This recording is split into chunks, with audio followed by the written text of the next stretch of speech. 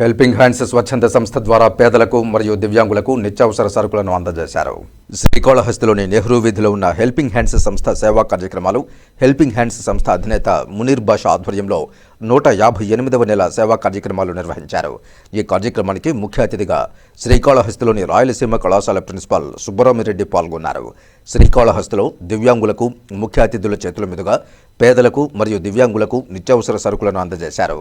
రాయలసీమ కళాశాల ప్రిన్సిపాల్ సుబ్బరామిరెడ్డి మాట్లాడుతూ helping hands స్వచ్ఛంద సంస్థ చేస్తున్న సేవా కార్యక్రమాల ద్వారా పట్టణంలోని పలువురికి వారి జీవనాధారానికి కావాల్సిన నిత్యావసర సరుకులు అందించడం ఆనందదాయకమన్నారు. తమ పాఠశాలలోని ఒక విద్యార్థినికి ఆమె పరీక్షకు కావలసిన ఫీజులు హెల్పింగ్ హ్యాండ్స్ సంస్థ ద్వారా అందజేశారని తెలిపారు.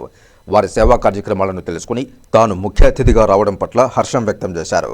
తాను కూడా ఈ సేవా కార్యక్రమాల్లో పాల్గొనే విధంగా వచ్చే ఏడాది నుంచి తమ కళాశాలలో హెల్పింగ్ సంస్థ రెఫర్ చేసిన 2 విద్యార్థులకు పరీక్ష ఫీజుల్లో రాయితీ ఇస్తామని తెలిపారు.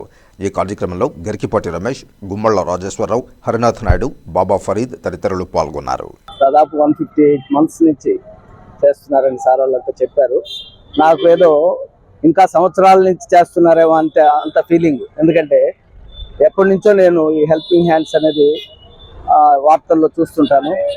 ఆ సభ్యులు కూడా నాకు అందరూ ఫ్రెండ్సేను. ఎందుకంటే నాలాంటి మనస్తత్వం కలిగిన వ్యక్తులే దీంట్లో సభ్యత్వం ఉన్నారు.